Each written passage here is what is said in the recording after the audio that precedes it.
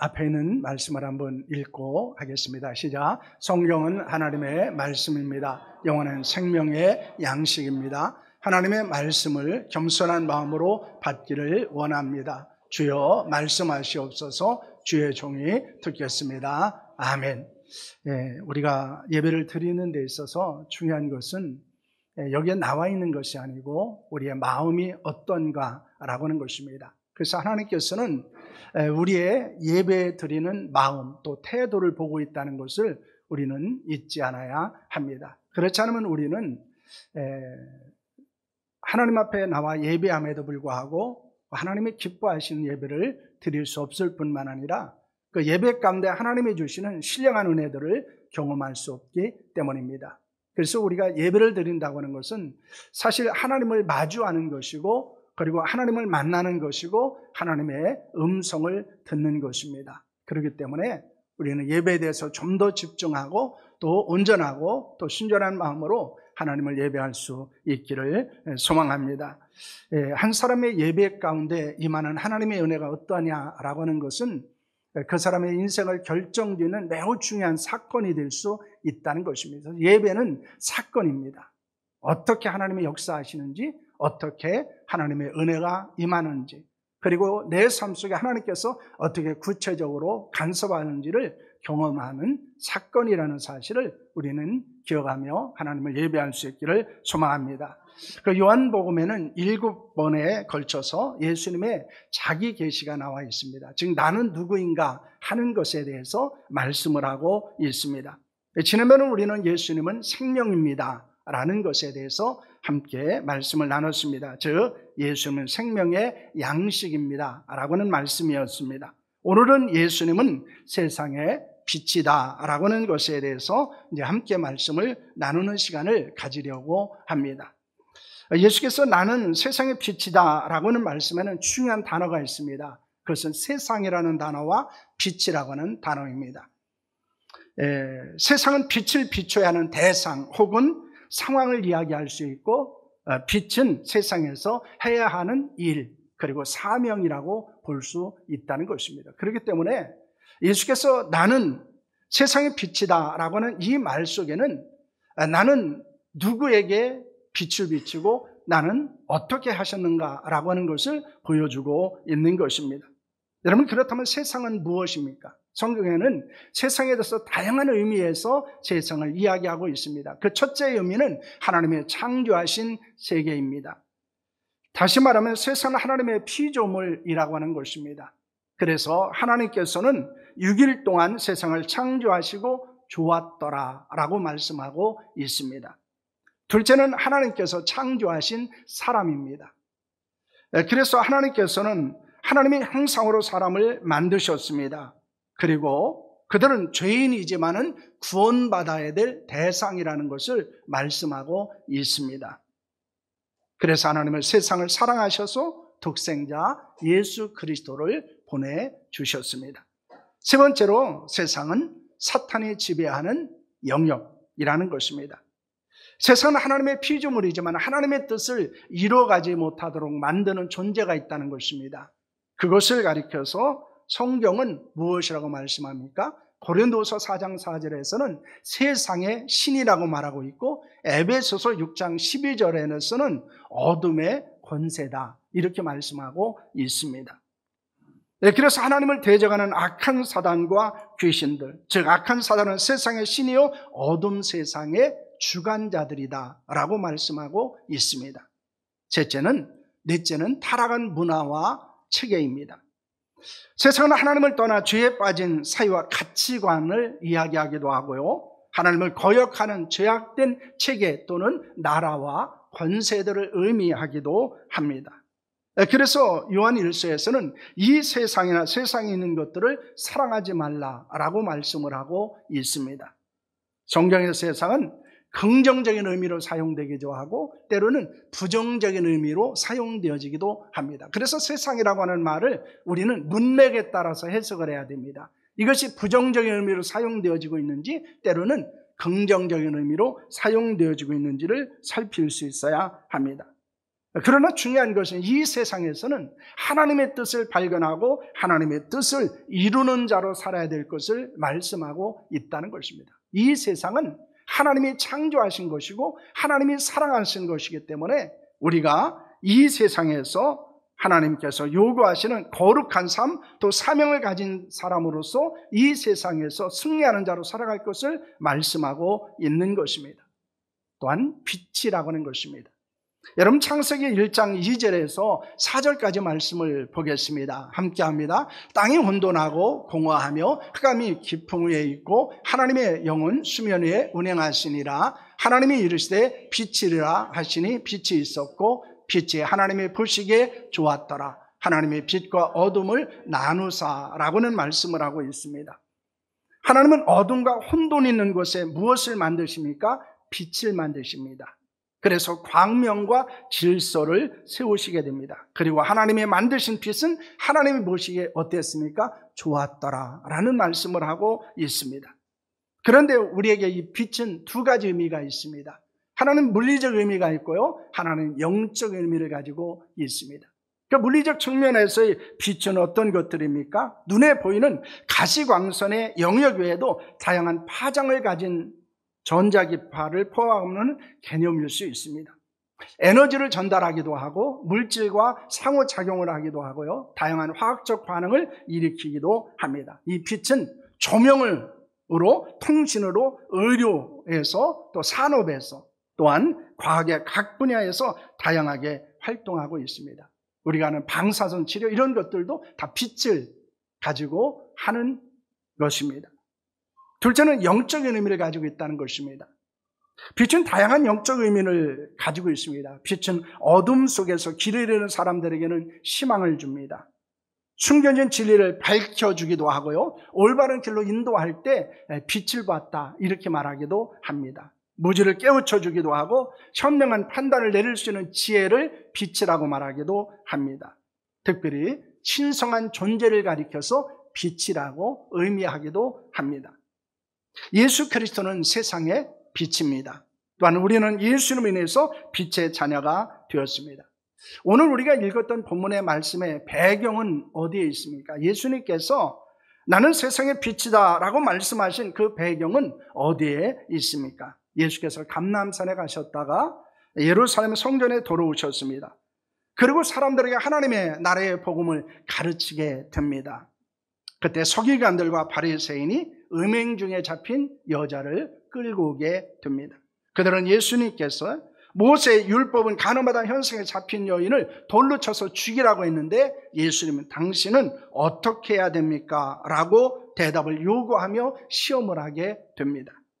예수는 말없이 땅에 글을 쓰시고 그들을 향해서 죄 없는 자가 돌로 치라고 말씀합니다. 그러자 여자를 향해서 돌을 들었던 사람들이 그 돌을 내려놓고 사라졌습니다. 예수님은 여인을 향해서 다시는 죄를 범하지 말라고 말씀을 하십니다. 그리고 무엇을 말씀하셨습니까? 요한복음 8장 12절 말씀입니다. 함께합니다. 예수께서 말씀하여 이르시되 나는 세상의 빛이니 나를 따르는 자는 어둠에 다니지 아니하고 생명의 빛을 얻으리라 라는 말씀을 하고 있습니다. 예수님은 자신을 세상의 빛이라고 말씀을 하십니다. 빛에서 예수님을 따르는 자는 어둠에 다니지 않는다고 말씀하고 있습니다. 생명의 빛을 얻을 것이라고 말씀하고 있습니다. 예수님은 어둠 가운데 살고 있는 사람들에게 빛을 말씀하신 것입니다. 그렇다면 본문에서 어둠 가운데 살고 있던 사람들은 어떤 사람들이었습니까? 첫째는 간음하다가 현장에 잡힌 여인입니다. 그것을 빌미로 예수님을 시험한 사두개인들과 바리새인들도 어둠 가운데 살고 있는 사람들이었습니다. 셋째는 여자를 정죄하고 돌로 치려고 한 사람들이었습니다. 즉 죄악과 시험과 정죄한 사람들, 그들을 성경은 어둠 가운데 있었던 사람임을 말씀하고 있습니다. 이들은 어둠 가운데 있는 사람들이었고 그리고 세상의 빛이신 예수님이 필요했던 사람들임을 보여주고 있습니다. 그래서 우리가 어둠 가운데 산다는 것은 무엇을 이야기합니까? 죄악 가운데 산다는 거예요. 다른 사람을 넘어지게 하고 그리고 다른 사람을 정죄하고 하는 것들입니다.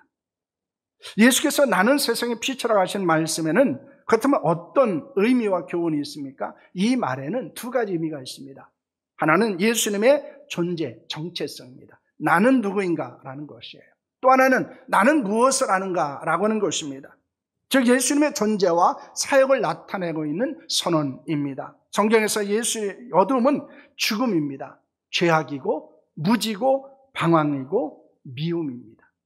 그러니까 우리가 어둠 가운데 산다. 어둠 가운데 있다는 것은 무엇을 이야기합니까? 사망 가운데 있다는 것입니다. 죄악 가운데 있다는 것입니다. 무지함과 그리고 미움과 방황 가운데 있다는 것입니다. 반면에 우리가 빛 가운데 있다는 것은 무엇을 이야기합니까? 생명 안에 있다는 것입니다. 거룩한 가운데 있는 것이고 진리와 사랑과 인도함 가운데 있다는 것을 보여주고 있습니다. 여러분, 예수는 빛으로 세상에 오셨습니다. 빛으로 사역을 하셨습니다. 그러나 예수께서 나는 세상의 빛이다 라고 하는 것은 구약에 예언되어진 의미입니다. 그래서 예수께서는 이미 빛으로 오실 것을 예언하고 있다는 것입니다. 그러므로 예수님께서 나는 세상의 빛이다 라고 하는 것은 구속사적인 의미를 가지고 있습니다. 예수께서 구원자라는 사실을 보여주는 것이다 라는 것입니다. 여러분, 이사야서 9장 2절 말씀을 보시길 바랍니다. 함께 합니다. 흑암에 행하던 백성이 큰 빛을 보고 사방에 그늘진 땅에 거주하던 자에게 빛이 비치도다 라는 말씀을 합니다. 60장 3절입니다. 함께 합니다. 나라들은 내 빛으로, 왕들은 비치는 내 광명으로 나오리라 라는 말씀을 하고 있습니다. 흑암 속에서 악을 행하던 백성들에게 큰 빛이 임할 것입니다. 사망의 그늘진 땅에 살던 사람들에게 빛이 비칠 것입니다. 그 빛을 보고 열방과 왕들이 나올 것입니다. 이는 예수 그리스도께서 세상에 빛으로 오실 것을 예언한 것입니다. 그리고 그 빛으로 인해서 모든 열방과 백성들이 흑암과 사망에서 구원을 받을 것을 말씀하는 것입니다. 우리는 세상의 빛이며 생명의 빛이신 예수 그리스도에 인해서 영원한 생명 얻게 되었습니다. 우리의 구원은 열방을 향한 빛을 비추시는 그리스도의 거룩한 구속으로 말미암아 일어난 것입니다. 그러므로 세상의 빛이라고 하는 이것은 단순히 유대인들의 구원을 위한 것만 아니고 열방을 위한 구원의 빛이라는 것입니다. 모든 열방은 그 세상의 빛이신 예수 그리스도를 말미암아 하나님께 나올 수 있게 되었습니다. 예수께서 세상의 빛으로 오셔서 하신 사역은 그런 무엇일까요? 많은 사역이 있지만은 우리가 두 가지를 살펴보려고 합니다. 첫째는 생명과 구원입니다. 요한복음 1장 4절과 5절 말씀입니다. 함께 합니다. 그 안에 생명이 있었으니 이 생명은 사람들의 빛이라. 빛이 어둠의 빛이 돼 어둠이 깨닫지 못하더라 라는 말씀을 합니다. 8장 12절입니다. 함께 합니다. 예수께서 말씀하시되 나는 세상의 빛이니 나를 따르는 자는 어둠에 다니지 아니하고 생명의 빛을 얻으리라 라고는 말씀을 합니다.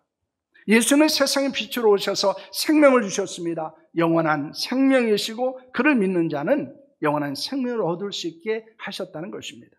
악한 마귀의 권세를 벗어나게 하십니다. 죄와 사망에서 구원하신 것이 바로 빛으로서의 예수님의 생명과 구원의 역사입니다. 그러나 사람들은 세상의 빛이신 예수님을 거절했습니다. 믿지 않았습니다. 그래서 영원한 생명이 아니라 영원한 저주와 심판을 받게 되었습니다. 빛이 임하면 생명과 성장이 있고 빛이신 예수님을 믿는 자에게는 영생이 있습니다. 그러므로 빛에는 성장이 있다는 것입니다. 변화가 있다는 거예요. 우리가 영적 성장은 바로 예수 그리스도, 빛이신 예수 그리스도로 말미암아 일어나게 됩니다. 그래서 우리가 예수님을 믿는다는 것은 빛의 거룩한 역사 가운데 들어가는 것이기 때문에 우리에게 영원한 생명을 얻을 뿐만 아니라 그 생명이 끊임없이 성장하는 것도 마찬가지로 예수 그리스도로 말미암아 일어난다는 것을 말씀하는 것입니다.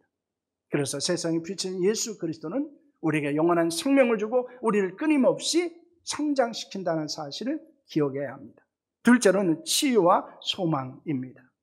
요한복음 9장 4절 5절입니다. 함께 합니다. 때가 아직 낮음에 나를 보내시니 우리가 하여야 하리라. 밤이 오리니 그때는 어두움도 아무도 알 수 없느니라. 세상에 있는 동안에는 세상의 빛이라. 내가 세상에 있는 동안에는 세상의 빛이라. 이렇게 말씀합니다. 예수께서 길을 가실 때 날 때부터 시각장애인이 던 사람을 만나게 됩니다. 제자들은 그 사람에 대해서 이런 질문을 합니다.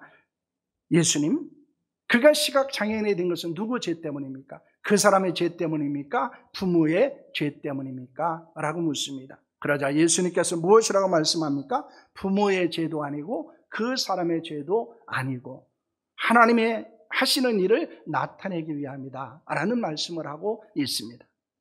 그리고 땅에 침을 뱉어 진흙을 이겨 그의 눈에 바르시고 실로암 샘에 가서 씻으라고 말씀하십니다. 그러자 그 사람이 가서 씻고 밝은 눈으로 돌아왔습니다. 여러분, 세상에 비춰진 예수를 만나기 전에 그의 인생은 어둠이었습니다. 아무것도 볼 수 없었습니다. 그는 절망이었습니다. 그러나 예수를 만나서 치유와 회복을 경험하게 되고 그의 인생은 빛과 소망이 되었다는 것을 우리에게 교훈하고 있는 것입니다. 많은 사람이 세상에 비추신 예수님으로 말미암아 치유와 회복을 경험하게 됩니다. 그리고 불안과 두려움을 극복하게 됩니다. 세상에 비추신 예수 그리스도는 우리의 질병을 치유하시는 줄로 믿습니다. 우리의 불안과 절망을 평안과 소망으로 바꿔주시는 줄로 믿습니다. 그러므로 빛이신 예수 그리스도를 만나야 합니다. 그 놀라운 은혜가 우리 가운데 임해야 합니다. 우리가 그것을 믿고 기도하며 어둠에서 빛으로 나아가는 인생을 살아갈 수 있기를 소망합니다. 빛이신 예수 그리스도가 없는 인생은 어둠입니다. 절망입니다. 그러나 빛이신 예수 그리스도를 만나는 인생에는 소망이 있다는 것을 우리는 기억해야 합니다. 우리에게는 세상의 빛과 관련하여 어떤 영적인 정체성과 사명을 가지고 있습니까? 그러니까 예수님께서 이 땅에 오셔서 빛으로 사역하셨을 뿐만 아니라 우리가 예수 그리스도를 믿는 자로서 우리에게도 거룩한 영적 정체성과 사명이 있다는 것을 말씀합니다. 그렇다면 우리는 예수님의 빛과 관련하여 어떤 존재일까요? 첫째, 우리는 빛의 자녀입니다. 에베소 5장 8절 말씀인데요. 함께합니다. 너희가 전에는 어둠이었더니 이제는 주 안에서 빛이라. 빛의 자녀들처럼 행하라 라는 말씀을 합니다. 전에 우리는 어둠이었습니다. 그래서 어둠 속에 살았습니다. 죄를 행하며 악한 습관에 빠져 살았고요. 그리고 우리는 끊임없이 불안과 절망 가운데 살아갔던 존재였습니다. 그러나 이제 우리는 예수 그리스도 안에서 빛의 자녀가 되었습니다. 더 이상 죄를 행하지 않고 살아가게 됩니다. 더 이상 불안하거나 더 이상 절망하지 않을 수 있게 되었다는 것입니다. 왜냐하면 우리는 빛의 자녀이기 때문입니다. 둘째로 하나님의 족속과 제사장과 나라와 백성입니다. 여러분, 베드로전서 2장 9절 상반절 말씀을 보면 이렇게 말합니다. 그러나 너희는 택하신 족속이요 왕같은 제사장들이요 거룩한 나라요 그의 소유된 백성이니 라는 말씀을 하고 있습니다. 우리는 택한 족속입니다. 특별한 하나님의 은혜를 받은 존재가 되었다는 것입니다. 우리는 왕같은 제사장입니다. 하나님을 예배하며 교회를 섬길 수 있는 은혜가 우리 가운데 일어났습니다. 우리는 거룩한 나라입니다. 하나님의 거룩한 다스림 가운데 살아갈 수 있는 자가 되었습니다. 우리는 그의 소유된 백성입니다. 하나님을 주인으로 섬기는 자가 되었습니다. 그것은 어둠에서 우리를 불러내어 귀한 빛에 들어가게 하신 역사입니다. 그러므로 우리는 그리스도 안에서, 빛이신 그리스도 안에서 우리는 특별한 사랑을 받았고 특별한 존재가 되었고 특별히 하나님을 예배할 수 있게 되어지고 그리고 하나님의 거룩한 나라를 위해서 헌신하는 자들이 될 수 있게 되었다는 것입니다. 여러분, 이것은 은혜입니다. 놀라운 하나님의 역사입니다. 그리고 빛의 거룩한 은혜가 우리에게 임한 결과라는 사실을 보여주고 있습니다. 우리가 빛의 자녀로서의 사명을 감당해야 된다는 것을 그러므로 성경 우리에게 말씀하고 있습니다. 우리는 그렇다면 빛의 자녀로서 어떻게 살아야 될까요? 첫째는 열매를 맺어야 합니다. 에베소 5장 8절과 9절 말씀입니다. 함께합니다. 너희가 전에는 어둠이었더니 이제는 주 안에서 빛이라. 빛의 자녀들처럼 행하라. 빛의 열매는 모든 착함과 의로움과 진실함에 있느니라 라는 말씀을 하고 있습니다. 빛의 열매는 착함, 의로움, 진실함입니다. 우리는 빛의 자녀로 선을 행하며 살아야 됩니다. 하나님 앞에서 바르게 살아야 됩니다. 하나님 앞에 부끄럽지 않은 정직한 자로 살아야 합니다. 하나님은 언제나 우리를 보고 계십니다. 사람은 속일 수 있을지 모르지만은 하나님은 속일 수 없습니다. 빛이 있는 곳에는 어둠이 드러나게 되어 있습니다. 진실이 드러나게 되어 있습니다. 그러므로 우리는 언제나 빛의 열매를 맺어야 합니다. 그 빛의 열매는 착함입니다. 그것은 의로움입니다. 그것은 진실함입니다. 사람들은 우리의 열매를 보기를 원합니다.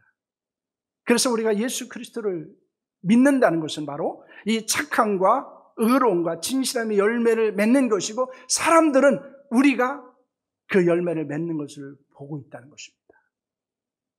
둘째는 착한 행실을 가져야 합니다. 마태복음 5장 16절 말씀인데요, 함께합니다. 이같이 너희 빛이 사람 앞에 비치게 하여 그들로 너희의 착한 행실을 보고 하늘에 계신 너희 아버지께 영광을 돌리게 하라 라는 말씀을 합니다. 우리는 빛의 자녀로 세상에서 빛을 비추는 자로 살아야 합니다. 이것은 착한 행실을 통해서 사람들에게 선한 영향력을 끼치라는 것입니다. 그리고 하나님의 영광을 드러내야 될 것을 말씀하고 있습니다. 우리의 삶을 통해서 빛을 드러내는 삶을 살 것을 말씀하는 것입니다. 사람들은 우리의 삶을 봅니다. 우리의 입술로 내가 그리스도를 믿는다라는 것을 그들이 믿는 게 아닙니다. 내가 어떻게 살아가느냐라는 것을 믿어요. 그렇기 때문에 때로는 여러분, 빛이 왜곡되기도 하고 빛이 굴절되기도 합니다. 무엇 때문일까요? 내 삶을 말미암아 일어나는 거예요. 그래서 그들은 왜곡되어진 하나님을 보고, 왜곡되어진 그리스도를 보고, 왜곡되어진 교회를 보게 되는 것입니다. 그렇기 때문에 우리는 착한 행실을 통해서 빛을 비추는 삶을 살아야 합니다. 그것이 우리가 빛의 자녀로서의 사명입니다. 셋째는 복음을 선포하는 것입니다. 베드로전서 2장 9절 하반절 말씀을 보면 이렇게 말합니다. 이는 너희를 어두운 데서 불러내어 그의 귀한 빛에 들어가게 하신 이의 아름다운 덕을 선포하게 하려 하심이라 라는 말씀을 하고 있습니다. 하나님은 우리를 어둠에서 빛으로 인도하셨습니다. 어둠의 세상 주관자, 즉 악한 사단의 올무에서 벗어나게 하셨습니다. 죄악과 저주와 심판에서 구원하셨습니다. 어두운 데서 불러내 귀한 빛에 드러나게 하신 아름다운 덕을 선포해야 됩니다. 그것이 복음을 전하는 것입니다. 그 사명은 예수 그리스도의 생명의 복음, 능력의 복음, 진리의 복음, 소망의 복음을 전하는 데 있는 것입니다. 그러므로 우리의 사명은 세 가지입니다. 우리가 빛으로 살아간다고 빛의 사명을 감당한다는 건 뭡니까? 빛의 열매를 맺는다는 것입니다. 착한 행실을 갖는다는 것입니다. 뿐만 아니라 우리는 복음을 선포하는 삶을 살아가는 것이 바로 우리가 빛의 자녀로 살아가는 것입니다. 어떻게 세상에 빛을 비추는 자로 살 수 있습니까? 우리는 어떻게 해야 합니까? 데살로니가전서 5장 5절에서 6절 말씀입니다. 함께합니다. 너희는 다 빛의 아들이요 낮의 아들이라. 우리가 밤이나 어둠에 속하지 아니하나니 그러므로 우리는 다른 이들과 같이 자지 말고 오직 깨어 정신을 차릴지라 라는 말씀을 합니다. 예수님은 발광체에서의 빛이지만은 우리는 반사체에서의 빛입니다. 그러므로 예수 그리스도의 온전한 신앙과 관계가 있어야 세상을 비추는 자로 살아갈 수 있습니다. 우리가 빛의 자녀로 살아갈 수 있습니다. 이를 위해서는 예수님과 동행해야 합니다. 성경을 기준으로 살아야 됩니다.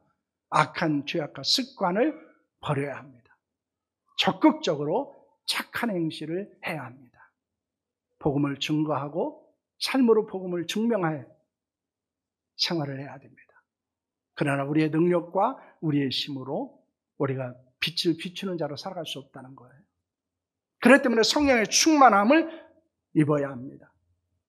우리는 빛의 아들이요 낮의 아들입니다. 우리는 빛의 딸이요 낮의 딸들입니다. 그러므로 더 이상 어둠 가운데 살지 않아야 합니다. 죄악을 행하며 살지 않아야 합니다. 우리를 통해서 빛이신 그리스도가 드러나는 삶을 살아야 합니다. 영적으로 깨어 정신을 차려야 됩니다. 기도해야 됩니다. 어둠에 속한 자가 아니기 때문에 세상에 속한 자로 살지 않아야 한다는 것입니다. 그런데 많은 사람이 빛이신 예수 그리스도의 은혜 가운데에서 영원한 생명을 얻고 빛의 자녀가 됐음에도 불구하고 여전히 어둠 가운데 살고 있는 것이 때로는 현실일 수 있습니다. 그러나 우리가 오늘 말씀을 통해서 나는 낮의 아들이요, 낮의 딸이요, 나는 빛의 아들이요, 빛의 딸이라는, 나는 빛의 자녀라는 사실을 기억하면서 빛으로 살아가는 여러분들이 될 수 있기를 소망합니다. 어두면 어둘수록 빛의 능력과 빛의 가치는 더 드러나게 되었습니다. 세상이 악하고 세상이 타락할수록 세상의 빛으로서의 그리스도는 더 필요하고, 그리고 빛의 자녀로서의 우리의 삶은 그 진가가 더 드러난다는 사실을 여러분 믿으시기를 바랍니다. 그렇기 때문에 빛으로 살아감을 통해서 더욱더 빛이신 예수 그리스도를 증거하는 자로, 드러내는 자로 살아가는 우리 모두가 될 수 있기를 축원합니다. 기도하겠습니다.